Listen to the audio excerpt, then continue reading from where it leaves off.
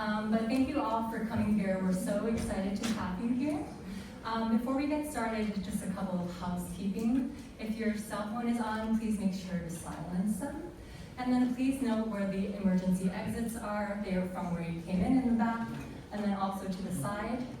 Hi, my name is Janet O, and I'm the Director of Development for Serica, and we're so excited to have you here for this program tonight. I would like to introduce two of my colleagues to the stage to give intros. Amma Cheng, who is the founder and CEO of Serica, as well as Andrea Louie, our Executive Director.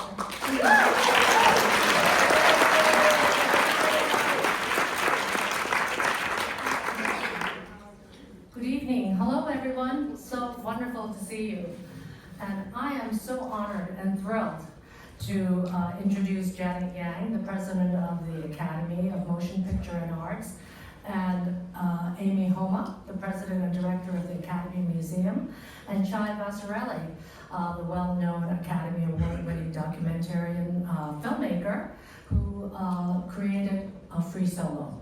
So welcome. Let's get started. At Serica, our mission is to amplify Asian and Asian American voices. We started this movement to bolster our community, create belonging and solidarity. We do this through our convening power like tonight, and as well as storytelling and dialogue. There is no better way to tell stories about Asians and Asian Americans through our incredibly talented Asian American filmmakers. We constitute roughly 7% of American population and 60% of the global population, and yet, at schools from first grade all the way to 12th grade, only 3 to 6 months are spent teaching about Asians and almost nothing on Asian Americans. That needs to change. So what Janet is doing at the Academy, and she will try to explain in a bit about really archiving all these Asian films, will help bolster our community, build awareness that Asian filmmakers can raise awareness of the contributions that we have made to the fabric of American life. Let's take a quick poll and see how many of you watched the Academy Awards or have seen the movies that were mentioned in the Academy Awards. Can you raise your hands, please? Okay, that's almost everybody. Great. This is the power of storytelling. And we believe that this will be one big step to fighting AAPI hate and create belonging for our community. Janet truly makes us proud. It makes me really, really proud to have a Chinese and an Asian American at the helm of the Academy, which ensures the possibility that we Asians and Asian American films will be here for the first time in history and in perpetuity. But before we go there, I want to show you a video of Serica. But first, we want to thank our sponsors and partner, including East West Bank and David and Charlotte Family Foundation, David and Charlotte Acker Family Foundation, and Gold House. We could not have this event without you, so thank you so much. Let's take a look at our video.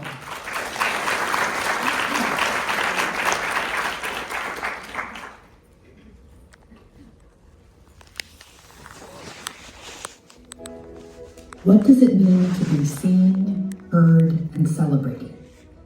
At the Serica Initiative, we amplify AAPI voices in communities. Through powerful storytelling, dynamic events, and groundbreaking programs, we celebrate leadership, foster cross-cultural connections, and spark meaningful change. Our programs are making a difference.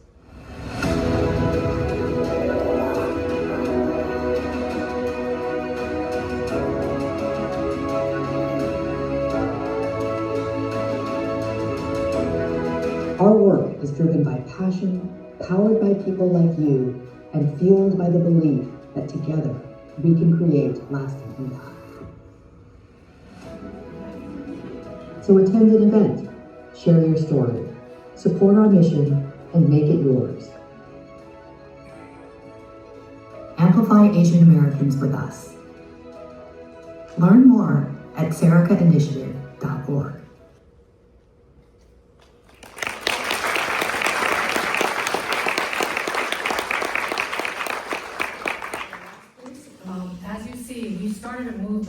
with our community, which is why you're here today. One other way that we're doing very soon is the annual AAPI Women's Gala. Many of you have joined this in the past years. This year we have an incredible all-star cast of honorees. Vasarhelyi, many of you may know her, is the foremost authority of AI and the Stanford professor. Elaine Chow, past Labor and Transportation Secretary, and her 5 competent sisters and father. Nobel Peace Prize winner Maria Ressa, who was Harvard's commencement speaker and professor at Columbia University, and the CEO of Rappler, a media company. Am I coming in and out a little bit, or I'm okay? You okay? Kathy Hirata Chin, distinguished lawyer of New York City Planning and Combating Police Corruption Commission, and an active member of the Asian American Bar Association. We really hope you'll come and join and celebrate. Be inspired, be empowered, be energized, and this goes for men too. It's not only women. We need the men to come and support the women too.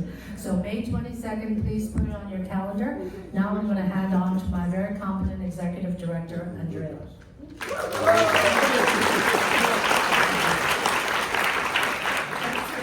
Thank you so much, Homma. Okay, you all made it here. So before we get any further along, I want you to give a huge round of applause to yourselves. We know you're busy, work commitments.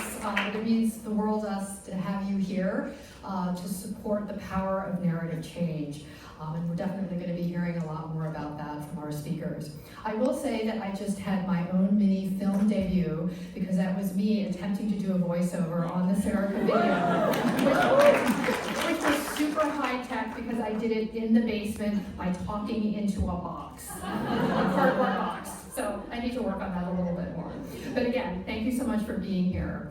For those of you who are new to the Serica Initiative, we have our own experience in film, particularly for a fantastic series now for 4 years that we've done in partnership with WNET Public Television. Please do check those out on our website at sericainitiative.org. Some really amazing individuals, many of whom were featured on our video. And really, we just are working so hard to uplift the voices of everyone, but including Asian Americans, especially during these very challenging times. I'm also super excited to share that we're going to be launching a mentorship program this year. So be on the lookout for further information. We're really going to be focusing in our pilot year for women who are interested in leveling up their careers. For maybe accessing the C-suite, senior leadership positions, perhaps serving on boards. So if that is you and you are interested in getting a boost, then please do look out for that application process very, very soon. So I think with that, I am happy to invite our eminent speakers to the stage, but also to the screen. So please join me in giving a warm welcome to Academy President Janet Yang, Academy Museum Director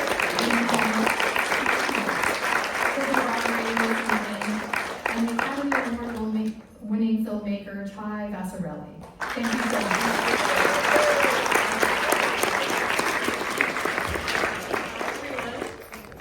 It's amazing to see this full house for this program. Thank you so much, Serica, for hosting us. It's a true honor as an Asian American woman myself to be sharing the stage with these 2 luminaries, and I get to share their bios with you all. So get ready to be impressed. Janet Yang is an Emmy Award-winning Hollywood producer who has worked with some of the most formidable filmmakers and talents in the world. She came to prominence through her collaboration with Steven Spielberg on Empire of the Sun. That was followed by a long partnership with multiple Academy Award winner Oliver Stone, where she served as executive producer on the iconic The Joy Luck Club, and as a producer on The People vs. Griffin. Her film producing credits span a range of acclaimed titles: Zero Effect, Savior, The Weight of Water, High Crimes, Dark Matter, Shanghai Calling, Disney's High School musical China, and the Oscar-nominated animated feature Over the Moon, one of my children's personal favorites. Janet has been a distinguished member of the Academy of Motion Pictures Arts and Science since 2002. She was first elected Academy President in 2022 and is now in her 3rd term. It is her 6th year serving on the Board of Governors. Her work extends beyond the film industry as she is deeply committed to uniting and championing the Asian Pacific community through numerous organizations. Most recently, Yang was named one of the 50 most powerful women in Hollywood by The Hollywood Reporter, included in Variety's 2023, and was featured on the Forbes 2024 50 over 50 list. Let's give one more round of applause for Yang.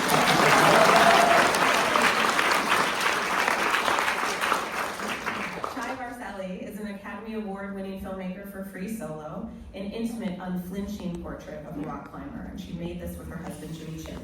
The film won a BAFTA, 7 Emmy Awards, and the Academy Award for Best Documentary Feature in 2019. Their first scripted feature, Naiad. Who's seen Naiad? Show of hands. Incredible movie about Diana Naiad's 110-mile swim from Cuba to Florida. Began streaming on Netflix in the fall of 2023 and garnered Academy Award, Golden Globe, and SAG nominations for both stars Jodie Foster and Annette Bening. More recently, they directed and produced Endurance, an amazing tale of survival, and the discovery of Shackleton's legendary shipwreck, the Endurance, a century after it sank beneath the Antarctic ice.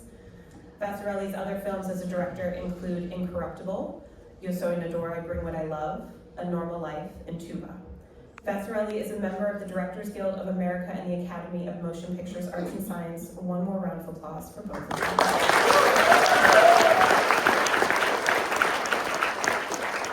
Homma has quite a distinguished career as well. How come that didn't Oh, did I not introduce myself? Well, I need a little bit more to tell. Okay, I'm Amy Homma. I did say I'm a proud Asian American woman. Yes, I said that. I am the director and president of the Academy Museum of Motion Pictures in Los Angeles. We are the world's biggest institution dedicated to the arts, sciences, and artists of filmmaking. And I have had the distinct pleasure of working with Janet over the past few years in her leadership position as president of the Academy. It's been a true honor to work alongside Janet. I have fallen in love with her each and every day. Janet, I wanted to start with you. You're wrapping up your Love Fest up here. Because I turn out on June 30th this year, and the thing I'm going to miss most, honestly, is working with the Amy's and the Jenny Galantes who's sitting right there. There's really been a kind of interesting sisterhood of Asian women at the Academy. Who knew, right? And while I'm at it, by the way, Anla, you are, where are you? You're amazing. You're absolutely amazing.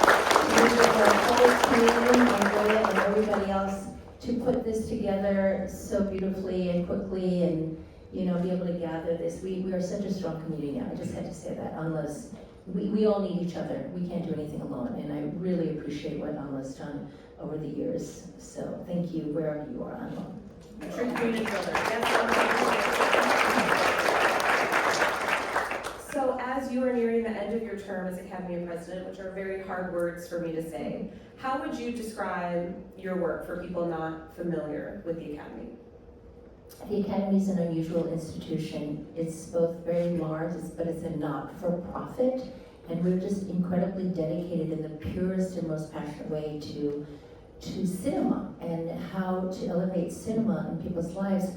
One of the goals that Bill Kramer, who's the CEO, and unfortunately Bill and I started at the same time, we were able to really look at everything we talked about and say what's important to us, what are our values. And one of the things we wanted to do was to globalize membership. We felt it was really important that the Academy was not seen as an elite organization just for people in Los Angeles, but really a global community of filmmakers and film lovers. We have 10,500 members, actually close to 11,000 at this point. We have 19 branches, each of them represent a different craft of the business. So there's sound people, music people, costume designers, production designers, editors, directors, writers, actors, of course, producers, of course, but then, visual effects, on and on. So every aspect of a filmmaking team is represented, which is quite unusual. And we really look to chart, Oscars is obviously a very big part of what we do, and thank God we just got through the last one. It was scandal-free. And I was not involved in that one a couple of years ago. So we've done well with that, but we have a lot of other programs. We call it 364 days of the year. When the Oscars aren't happening, we have a staff of about, is it 750 or 150? 750. So we have the incredible Academy Museum, which just came into being about 3 years ago. And Amy now runs that. So we have, that's our most public-facing institution, and people come from all over the world to go to that museum. I highly encourage you to go to Los Angeles to see that. We have incredible exhibits, which Amy will talk more about. We have great educational programs, talent development programs.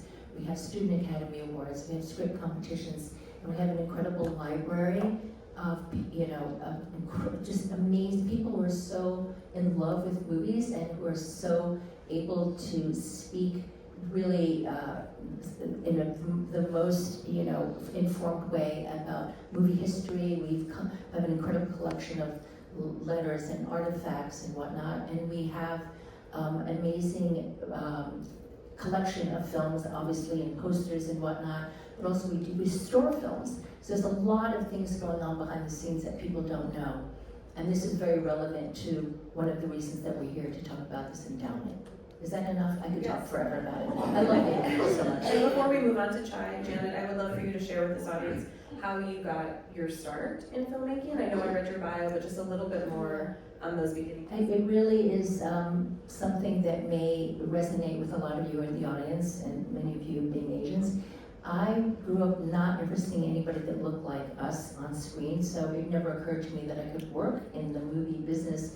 I loved movies. I saw a ton of movies, and Julie Andrews and Doris Day, and I worshipped all these blonde women because I thought that's all there was out there. And I didn't know what I wanted to be. I knew I didn't want a 9-to-5 job. That's what I wrote in a grade school essay. I don't know what I want to be. I don't want a 9-to-5 job. And that came to be true. But I went to China for the first time when I was in high school. It was a rare opportunity because it just opened up a crack. It was the middle of the Cultural Revolution. My parents had left in the 40s and they hadn't seen their family for almost 40 years. And it just really opened up my eyes to a world that I almost lived in. My parents were debating the whole time, should we go back to China or stay in America, back and forth. And I just became so curious. So I had no official reason to be in China, but after college, I decided to go live in China. I got a job at the Foreign Languages Press, and for the first time, now in the 80s, I was able to see movies and television shows with people that were made by, for, and about people who look like us. And that's when a light bulb went off, and I thought, oh my God, we're allowed to do this? We are doing it, we can do this. And I wanted people to see films made in China first, and then I ran a distribution company in San Francisco that did that, and then I was hired by the studios to then represent them to sell American movies to China. Got to bring Gregory Peck to China. And then I was hired by Steven Spielberg to work on the film Empire of the Sun because there was just nobody else like me who was running back and forth, because China did not really exist in people's minds as a place to do business. So somehow I was this weird person running back and forth between Hollywood and China, and that's how I got my start.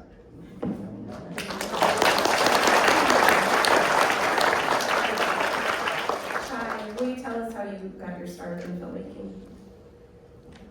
Well, I made my first, it's funny, it's interesting.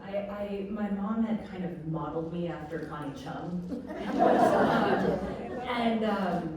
So I was like, I want to be a journalist, I want to be a storyteller, and she was like, you can be like Connie Chung. And then it was in college when I decided that being in front of the camera wasn't what I was interested in at all. And I made my first documentary film while at Princeton, and kind of that film eventually won Tribeca, and I kept on making movies from there. But I would say that really storytelling has always been a instrument of change for me, and that's why I chose it. I came of age during the DSLR revolution, where you weren't confined to film. The cost came down, the barrier to access came down. And here, you have these opportunities to try to tell stories in a more cost-efficient way. And I really credit, my development, because I never went to film school, with a series of great mentors, starting from Peter Jennings when I was an intern at World News Tonight, to Mike Nichols, the great American director who I worked for after I graduated from college. And you know, and it was Mike who actually, after my first film on Tribeca, I went to work with him in London on Closer.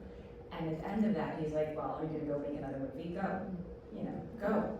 And, you know, for me, it was a great opportunity because I felt like I had grown up biracial, both my parents were immigrants and I'm half Chinese. And I always could kind of I looked at myself like a translator because I could always kind of blend between worlds and not quite fit. And it felt like I could see people's stories or see that they deserved to be in a frame that most people couldn't see them. And so, like, you know, my first film was about 7 kids who were exactly my age at the time who worked as translators for the foreign press in Kosovo, during the war in Kosovo. And, you know, it was one of those, like, astonishing things where I was like, they're exactly like me. Like, they're English, they were watching MTV. And, you know, we had been seeing, like, these images on TV of, like, babushka old ladies. But here was, like, Ilber in his diesel jeans with his, like, you know, leather choker, you know. And, you know, so that film was called A Normal Life, and it was about what happens when you grow up waiting for war. And it looked at the lives of people who were like me, but they grew up in a different circumstance. So I think that's been this idea of, like, using this platform to tell an entertaining story that can subtly kind of change or open someone's eyes. I think has been consistent through the work that I did on my own, and then later in my life with Jimmy. That's incredible. Will you tell us about the path to Oscars and what that experience was like? I truly believe that it's like magic. Like, it's kind of like a black box, and you guys are much better at you know so much more. I mean, really, Free Solo, we didn't, you know, when you make a documentary film, you kind of live in a little hole for many, many years. Like, you go out and you film it, and then you look to an editor to kind of dig you out of that hole, and, like, slowly work together on that. And we just didn't understand what it was. Like, you know, because, and I'll never forget, at our first screening, I turned to Jimmy and to Bob Eisenhart, who's a member of the Academy and has edited most of our films, and is our closest creative collaborator, and I was like, oh my God, we made a horror movie. Like, are people gonna survive this? You know, and, you know, who knew? Like, it hit the zeitgeist. It was part of the zeitgeist. It hit a nerve. It was like the longest running film in theaters of its year, like more than The Favorite, that was the same year. IMAX re-released it on IMAX in February before the Oscars, right? And so it was just one of those things. And, like, I guess our running joke is, like, like, Disney Plus put it in a Super Bowl commercial, like, where Awkwafina was walking around talking about the goats, and she was like, hey, Lion King, you know, great goat, oh, hey, Free Solo, and we're like, that budget for that commercial was more than what the movie cost. So, I don't know, there were the road to Oscars was a lot of screenings and a lot of getting out there, and I do believe that we benefited from, like, the golden year of theatrical documentaries, where, if you guys remember, it was like Won't You Be My Neighbor, it was RBG, and those films, including Free Solo, were all about connection. And it was about being in a room with 100 other people or 1,000 other people and having this incredible experience together. So, you know, I think a lot of that was through the pandemic, like, nonfiction kind of changed, and with the rise of streamers, etc. So I still kind of yearn for that communal experience where you're transported by a screen and you remember Free Solo, like the person you grabbed, or the person who's crying, or, like, the older guy who's sobbing, like, and can't watch, you know. So Path to Oscars, yes, it was like a dream come true. Who knew? Like, we truly thought that RBG was going to win. And when we won a BAFTA, it was like a few weeks before, I was like, we got something so that everyone can, like, this belongs to our whole crew. We got something. And so who knew? I don't know. It was an amazing experience. And my kids, just, like, for what it's worth, they're now 9 and 11. So Jason Momoa and Helen Mirren gave us our Oscar.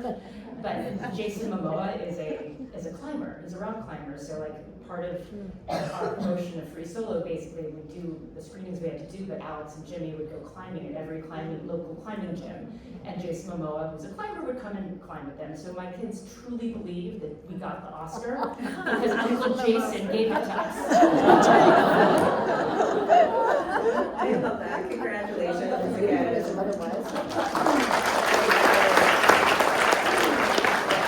And do your kids play the Oscar? Where is Oscar in the household 365 days a year? It's an interesting question. I would advise most you always ask people where they keep their Oscars because it kind of tells a lot about them. So we have our Oscar in our pantry, okay, in our kitchen, and there's like the Oscar, there's the BAFTA, they're in the 9 Emmys too, and I call them the weapons. But there's also like the soccer trophy for Pee-wee soccer, and there's like the gymnastics trophy, and there's like the particularly hideous kids art piece that was made. Or like we had a nanny who made us like these Play-Doh figurines of ourselves accepting an Oscar, and that's my favorite award that's up there. So like, they all can kill somebody. So our kids were at that age that they could really inflict great. And the other kind of Oscar kind of giggle is that, the person who's actually really like precious about his Oscar is Jimmy. Where he's like, you can't hold it, your rings are gonna scratch it. And he's totally right, because we would bring it out, because Nat Geo asked us to bring it out, and he'd be like, everyone has to wear gloves. And it's like, at least it's you who's asking for it, and they're not blaming me. But anyway. From a museum perspective, I appreciate that, because we want this to be around for perpetuity. We can display it at the museum, we want to make sure it's in good condition, Shai. There is a special section of the museum, this is to entice you to go, where we display a lot of Oscars. And then we have a whole room where people give the Oscar speeches, the Oscar-winning speeches. It's really fun. And we have a special place we can go and pretend you win an Oscar. But free for kids, because we want every kid to be able to dream and imagine that opportunity to hold the Oscar. So kids get that experience for free. So you both were mentioning what it was like when you were first starting off in film, and Connie Chung, but then also Janet, you mentioning having no references, Doris Day. What do you think is different for young people today? A lot. And I was just want to riff on a little bit on what Shai was saying. It's a real advantage, I think, to be in the minority and to not have a sense of definite belonging, like this is me and this is where I belong, because it gives you a different perspective. I really feel like, because I grew up in a Jewish neighborhood, we were the only Asian family, and so my eyes and ears were always like perked up, like how do they do it? What do they sing? How do they behave? How do they move? And somehow the powers of observation, I think, become more keen when you just don't settle into a way of being. And I see that as being an advantage. And so how I see what has happened in the Asian American community in literally the last 6 years or so since Crazy Rich. I mean, yes, I'm proud of Joy Luck Club, but it didn't seem to really move the needle. It was 25 years later that Crazy Rich Asians came out, and by then I think there was just enough of a cumulative, collective frustration that we were not being seen, and it just all came out in a torrent, it seems. And there's just been incredible amount of storytelling from our community, and we've been winning Oscars, winning Emmys, creating stars, creating star directors and writers, and people are working, and my gals from Joy Luck Club, they're all working all the time now. So the community has risen up. We are actually seen now as being a very strong community. Makes me very proud. We do have a natural tendency, I think, to support one another. And first of all, it's new for us. We're new to Hollywood. We're basically new. We did not exist. I'm the first Asian American president of the Academy, just as one symbolic thing. But being part of the conversation in popular culture. And now every year there's something new coming out, whether it be Beef or Shogun or, Everything Everywhere, and those are just the most lauded ones. It's so many other incredible works. So we want to keep the momentum going, and I do feel like it's something weird in the zeitgeist. At this point, there's so much talent that we're not going backwards. We just can't, despite some people's desire to, remove DEIA programs. So let's not talk about that. But there really is an appetite. We've been able to prove I mean, someone like John Chu, he's been able to prove he can make wildly commercial movies with Asian cast, or, you know, not necessarily all Asian, but some Asian, whatever, and other people go, I think in the past was like, oh, well, Asian people make Asian movies for just the Asian community. So, and I credit Gold House a lot, which is, I'm a co-founder of Gold House. It's been an incredible organization. I don't know if anyone from Gold House is here. Christine was going to come. At any rate, it's a, you know, it took leadership and organization and just like hunger. Like we were hungry once we got a taste of, oh, we can be seen. People are listening. They really care what we think. It was like, yeah, we're doubling down on that. We've got to keep going. We've got to keep going. So a lot has changed, and I'm so happy that young people grow up now and they see role models, like, you know, besides Connie Chung. You all know that a whole generation of young women were named Connie after Connie Chung. And it's absolute truth. And she met with them. It was a wonderful piece in your house about that. But, you know, I had zero role models when it came to the film business. There was one journalist, and, you know, maybe one, there was hardly anybody that was in the public eye. And now there's so many people who are, you know, comedians and, you know, just on and on and on. So it's really been much more than I even imagined. I wake up, sometimes I just want to pinch myself. It's like, is this really possible? And it is, through people power.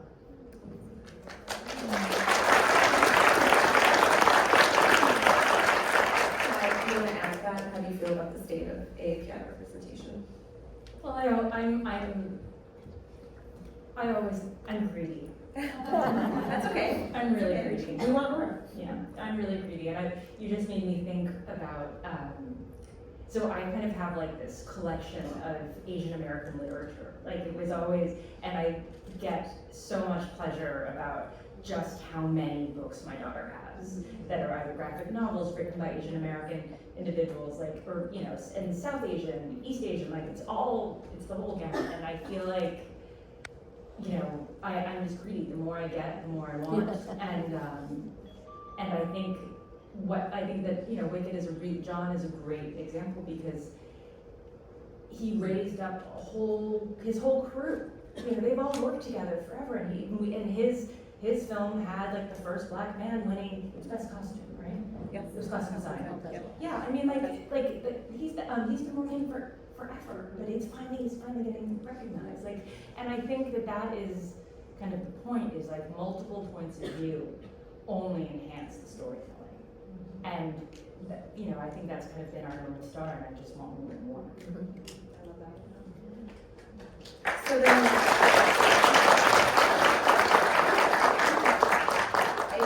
I paused because I was thinking about the museum and just something that you said, Shai. It's the multiple stories that share and present the full.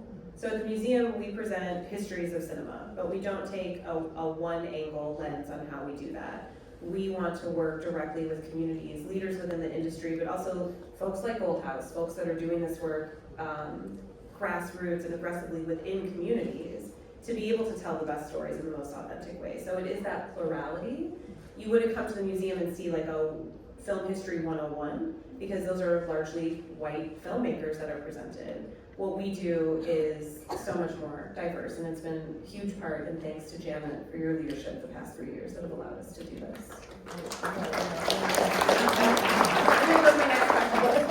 So, riffing off of that, what are some of the challenges we face? And how do we persevere? Do you have something to say?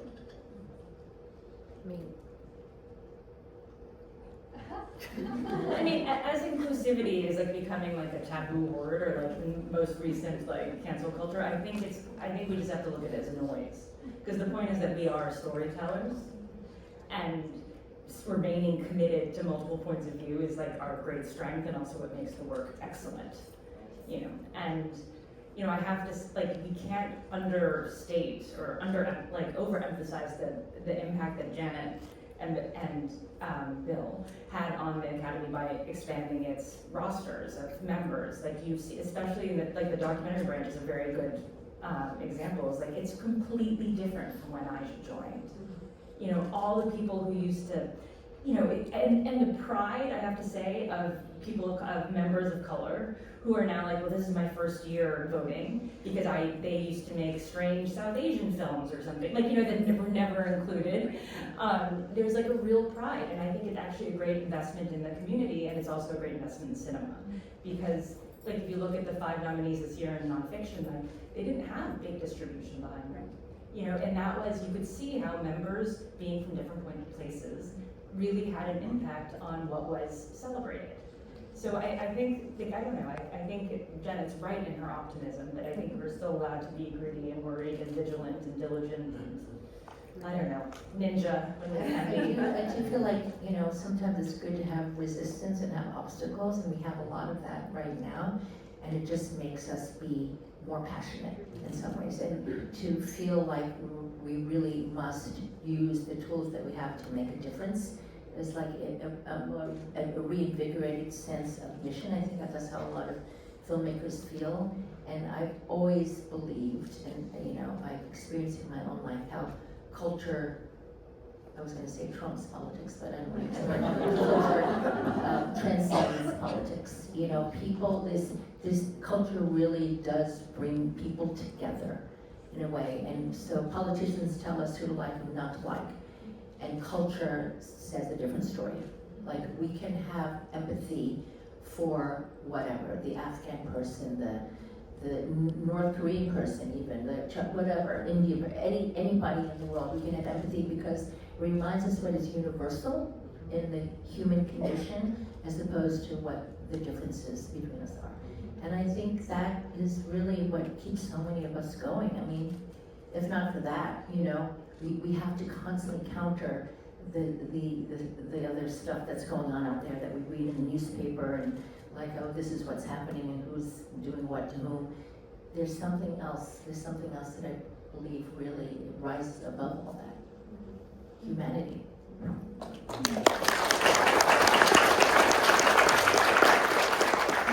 So this is a lovely moment for me to talk about the Janet Yang Endowment, because I acknowledge we are at this nexus of change. We've accomplished so much as an industry, we've accomplished so much as an organization.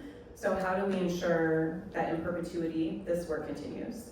So we have launched an endowment in honor of Janet Yang. This is a little bit of a love letter, Janet. This will ensure that the work that we have done since the museum has opened, which is largely influenced and led by Janet, the collaborations with the world's greatest Asian American and AAPI filmmakers, the ability to collect and preserve and restore objects that tell these histories, presenting these screenings, inviting guest speakers to come speak to the public, allowing us to put all of that on digital platforms inclusive of our exhibitions. All of that will continue beyond Janet's presidential term, but forever. The Academy is almost 100 years old, and so I'm very proud that this is a commitment we're making as an organization to say that our stories matter, we can be doing more, and the museum is a place where that will unfold. So thank you, Janet. Oh, thank you.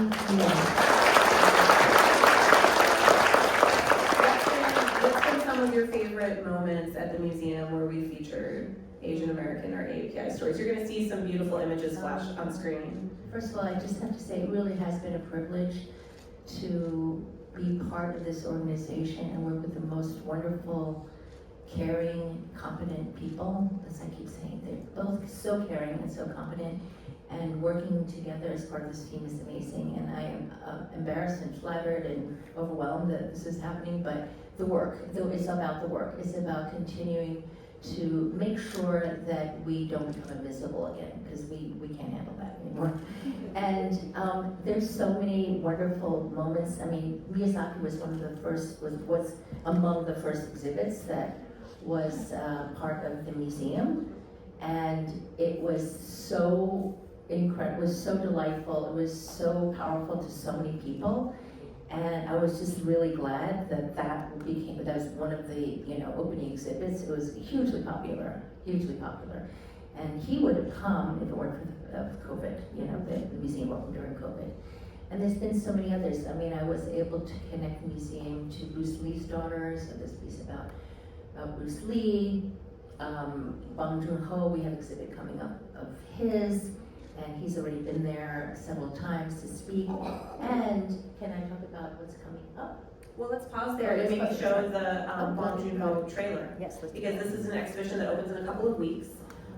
Director Bong has given the museum a really unprecedented, very unique access into his own archives, allowing our researchers and curators opportunity to look at all of the material and process on how he makes a film. And we've put that together into an exhibition called Director's Inspiration, Bong Joon-ho. So let's look at a little bit of a trailer.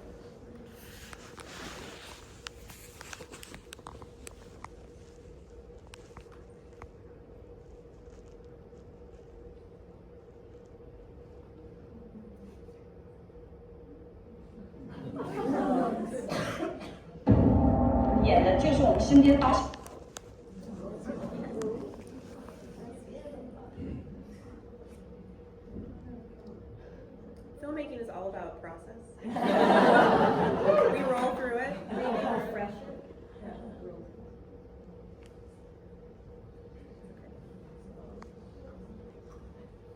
We could act it out. Yes, I'll be the host. What's your favorite? I mean, it has to be the host. Well, Yeah, I have to say, as a reminder, that Parasite was... Today, I am reclaiming this space to tell you a beautiful story.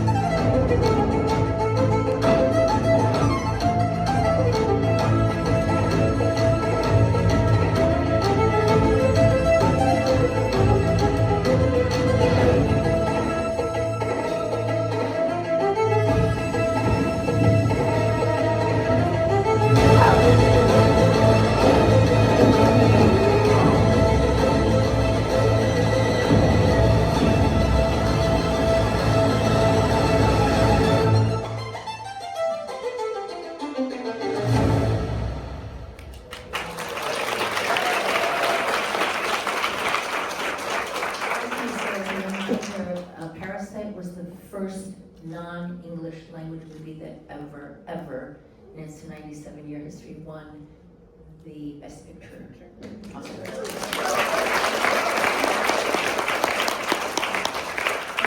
You were going to share your favorite Bong Joon-ho film? Oh, my favorite, it has to be The Host, which is one of his earlier films. It's one of my, I love all of them, but The Host is a very special place in my heart. Yeah, it's a good family story.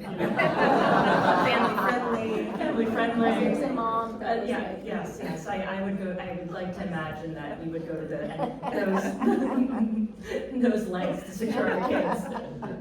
So I welcome you all to come see the Bong Joon-ho exhibition that opens at the end of this month. Director Bong will be with us actually for 2 evenings at the end of March, where he will be in conversation with John Carpenter, because the exhibition also talks about his inspirations and influences. So he cites The Thing, John Carpenter's film The Thing, as one of his favorite films of all time. So we will screen that film, and Bong and Carpenter will be in conversation. And then the next day we will screen Okja, and he will be in conversation with Stephen Young. So just a little bit of flavor of what we offer at the Academy Museum. So I want to take some time to look forward. Janet, I know you were going to make an announcement of something else that we have cooking at the museum. Yes. So the museum allowed me to curate a series of Chinese language movies. It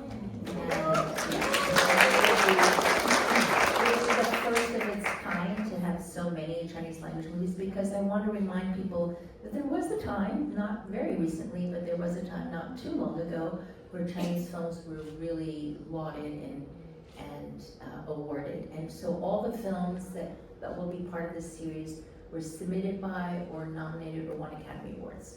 So they're all films of a certain quality, and several films from Johnny Mall, and Pharaoh My Concubine is part of Lust Caution, and Wedding Band, Crouching Tiger, and quite a few films, and but they're all Chinese language films, and I think it's an opportunity to really bring out the Chinese and Chinese American community in particular, not in addition to everybody else, and it makes me very proud that we can, there's a huge Chinese diaspora all over the world really, but certainly in Los Angeles and beyond.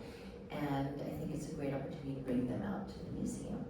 It's been really fun, and that's the kind of thing we do at the museum under Amy's leadership. It's just so, we all, each branch, for instance, is allowed to pick 2 or 3 films a year that they want to honor. We do so many screenings and so many events, and we bring filmmakers in. It's really just an incredibly vibrant place that remind people why we love films, and be able to see it in our gorgeous, there's two beautiful theaters at the museum, one quite large and one a little bit more modest in size, but they're just the state-of-the-art equipment, the picture and sound is, so it's, we, as somebody said recently, we all fell in love with movies, watching movies in a theater, and we're trying to preserve that experience for people. Thanks, Jen.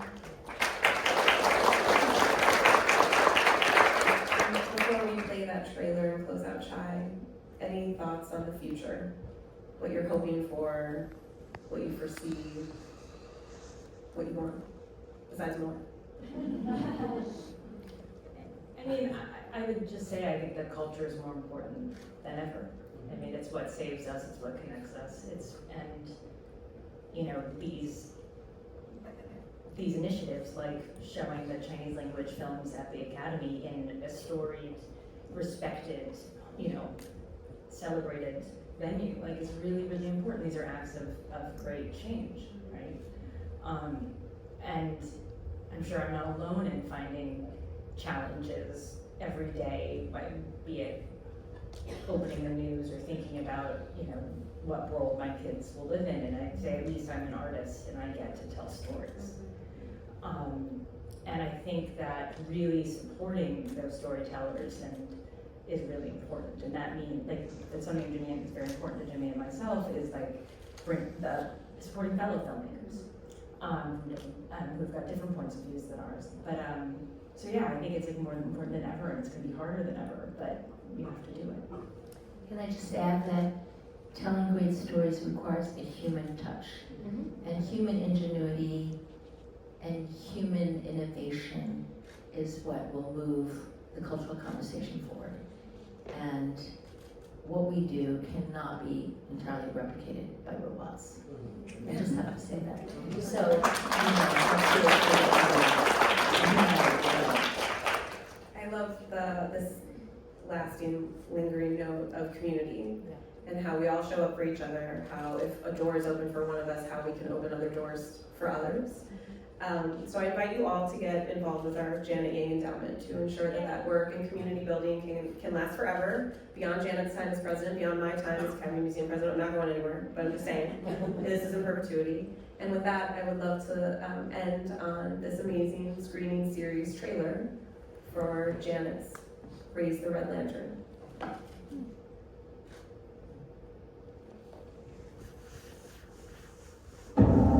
演的就是我们身边发生的事情，观众的切肤之痛看了自然会感动。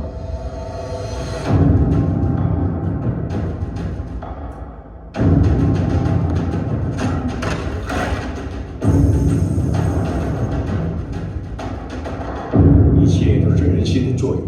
别到了庙里就说和尚的话，出战！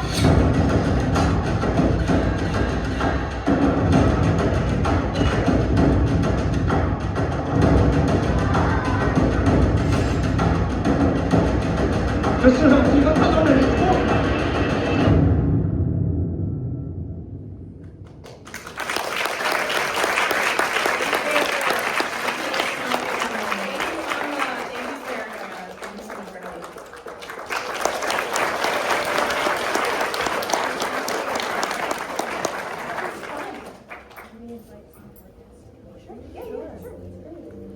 So, one more round of applause for that.